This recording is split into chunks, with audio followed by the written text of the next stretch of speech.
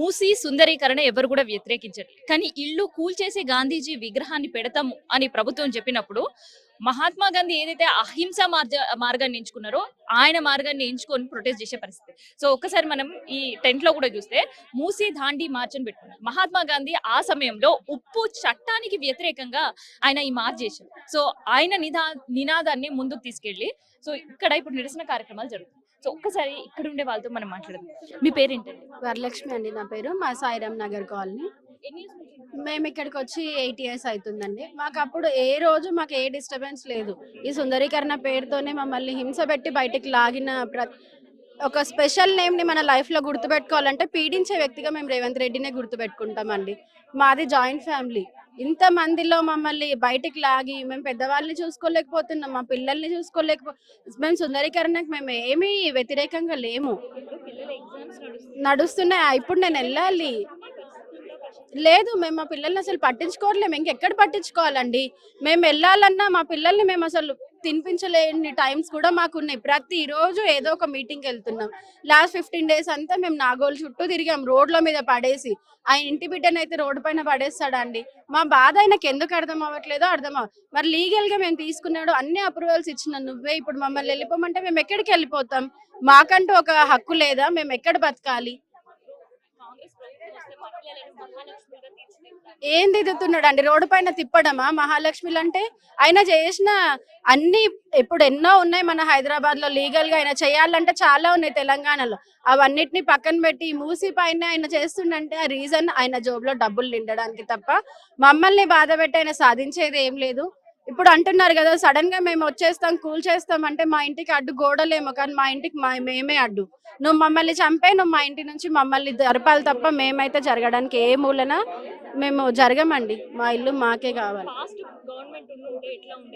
వాళ్ళు ఉంటుంటే మేబీ మేము చాలా హ్యాపీగా ఉండేవాళ్ళేమో.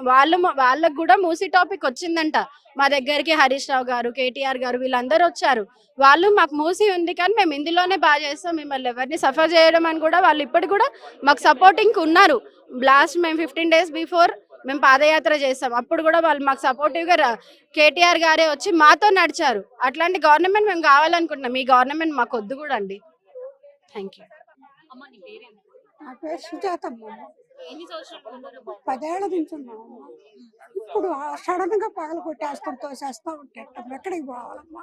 బిడ్డలు 23 ఇళ్ళు తిరిగిందానండి నా వయసులో 10 ఏళ్ళలో. ఇప్పుడు 24 వచ్చి సొత్తు ఇల్లు కొనుక్కుంటాం. 24 ఇళ్ళు తిరిగినాయి. తిరిగి 23 ఇళ్ళు తిరిగి 24 వచ్చి సొంత ఇల్లు కట్టుకున్నాం. బిడ్డలు నా భర్త చిన్నప్పుడే చచ్చిపోయాడు. అట్లాంటి వాళ్ళని ఇప్పుడు ఆ ఇల్లు కట్టుకొని ఎంత ఆనందంగా బతుకుతుంటే దాన్ని కొట్టి తోస్తే అదే మన శివాయి స్థలంలో కట్టుకున్నాడు. మాకు ముందు 3 కొనిన్నారు అట్టా స్థలాలు. 3వ వాళ్ళ దగ్గర మేము కొన్నది. పట్టాలు ఉన్నాయి కదా, రిజిస్ట్రేషన్లు ఉన్నాయి. ఇప్పుడు ఏంటి సుందరీకరణ చేసుకోవాలి, అడవుల్లో చేసుకోవాలండి. ఇంతలా బిల్డింగ్లు కట్టి నువ్వు మళ్ళీ బిల్డింగ్లు కట్టుకునేది అవతల ఎవరో వచ్చే వాళ్ళ కోసం బిల్డింగ్లు కట్టేది. నా అట్ట చదవంట ఇల్లు కొట్టేసి పెళ్లి చేస్తాను కూతురు కన్నాడంట. ఎందుకు అంటే హెల్ప్ వేసుకోవచ్చు అట్టుందే కదా. కోట్ల రూపాయలు మళ్ళీ కోట్లు పెట్టి కట్టేది. డబ్బే లేదని ఆడస్తున్నావు. మళ్ళీ గాంధీ కుటుంబానికి డబ్బులు ఇవ్వాలంటున్నావు. 23 సంవత్సరాలు కష్టం ఈ ఇల్లు ఇప్పుడు మీకు బాడుగలలో తిరిగినామండి. ఇల్లు తిరిగి 24 సొంతలు కట్టుకొని మా కడుపులో ఎంత బాధ ఉంటుందో అర్థం చేసుకోండి. అల్లాడిపోతున్నామండి. బిడ్డలు మేము ఏ క్షణానికి నేను ముండ మోసుకుంటాడని అనకూడదు కానీ సచ్చినోడు తిట్టని వాళ్ళం పాపాత్మలండి. ఏంది గవర్నమెంట్? నువ్వు ఇంకెంత 2 ఏళ్ళు అంటావు, 2.5 సంవత్సరం కొట్టి తోసేసి పోతావు. రేపు వచ్చే వాళ్ళు పట్టించుకుంటారు మమ్మల్ని. నువ్వు కాగితం ఇష్టొచ్చించి ఆడేస్తారు వాళ్ళు. నువ్వు కోర్టు చుట్టూ తిరుగుతుంది. ఎక్కడ ఉండాలి మేము? 5 మంది అండి. 3 పిల్లలు, కొడుకు కోడలు, 3 పిల్లలు ఉన్నారు. ఇల్లు ఆధారం అంటే ఏదో చిన్న ఉద్యోగాలు చేసుకుంటాం. సో ఇప్పుడు వాళ్ళు ఉద్యోగం చేసి మళ్ళీ కట్టుకోవాలన్నా కూడా ఆ పరిస్థితి లేదు. కట్టుకోలేరు. జీవితంలో మళ్ళీ ఇల్లు అనేది ఉంటుందమ్మా. ఇప్పుడు మేము కొని కట్టుకునే ఇల్లు ఇప్పుడు కట్టాలంటే 4 కోట్లు కావాలంటండి. ఉమ్. ఎక్కడ తెచ్చి కడతాం? మా ఏడుపే కొట్టిపోతాడండి. ఏమన్నా కానీ పూడికి డ్రైనేజ్ కాలువ చేయి చాలు కదా. నిన్ను ఎవరు చేయమన్నారు సుందరీకరణ? మేము ఏమన్నా కోరామా? ఆ? అంత పెద్ద దేవళం ఉండదు ఆడ. శుద్ధంగా పూడికి తీసుకొని పోవచ్చు కదా నీ పాటికి నువ్వు. మా ఇల్లు కొట్టేంది ఎవరో వచ్చే పెద్దలకి నువ్వు డబ్బు దోసుకోవడానికి ఇల్లు కట్టేది ఏంది? పోయినసారి కేసీఆర్ గవర్నమెంట్ ఉన్నప్పుడు ఎట్లా ఉండేది? అప్పుడే ఆగిపోయిందండి.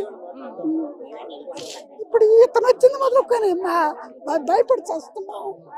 ఇది వచ్చిన తర్వాత ఇక్కడ ఇల్లు కూల్చుండ్రు అక్కడ ఇల్లు కూల్చుండ్రు అని చాలా వింటా ఉంటాం, టీవీలో చూస్తున్నాం, బాధేస్తా ఉంటాం, ఏడుస్తా ఉండే వాళ్ళ బాధ చూస్తాం. అది శివక్క ఇప్పుడు కాలం పక్కన ఏమైనా డేరాలు సపారాలు పంచలు వేసుకొని ఉంటే వాటి తీసేయాలి. పట్టా స్థలాల్లో కొని కట్టుకున్న ఇల్లు ఏ రోజుందా మా మొక్కలు చూసుంటాడా? ఈ కాలం ఏందా? ఇల్లు ఏంది? ఎప్పుడు రాలేదు కదా. ప్రత్యక్షంగా వచ్చి ఎవరు చూసింది మార్క్ చేసింది లేదండి. అప్పుడేమంటే కావాలని ఆ డోన్లు ఈ తొట్ట డ్యామ్ ఆ తొట్టు డ్యామ్ ఎత్తేసి ఒక్కసారి సిటీ అంతా ఎల్లవ చేసేసి మూసిపోయింది, పొంగిపోయింది. రోజు అంతట్లా వాన్లు వస్తుంది. రోజు 2 గేట్లకు తెచ్చుకుంటారు. బుద్ధి ఉందని ఇక కావాలని 12 గేట్లు 12 గేట్లు ఎత్తి సిటీ మీదకి నీళ్ళు వదిలేసి ఆమెను డోన్లతో ఫోటోలు తీసి ఇప్పుడు మూసినది సుందరీకరణ చేస్తాను. నువ్వు కడుపు అన్నం తింటున్నావు, గడ్డి తింటున్నావు, ఇంతమంది గోడు కొట్టుకొని. మేము అడుగుంటుంటే మాకు సుందరీకరణ చేయ, మేము లేచిపోతాము అని మేము అడుగుంటుంటే నువ్వు చెయ్యాల. మమ్మల్ని అన్యాయం చేసిన సుందరీకరణ ఏంటమ్మా? నాశనం అయిపోతాడు, పుట్టగతులు లేకుండా పోతాడు.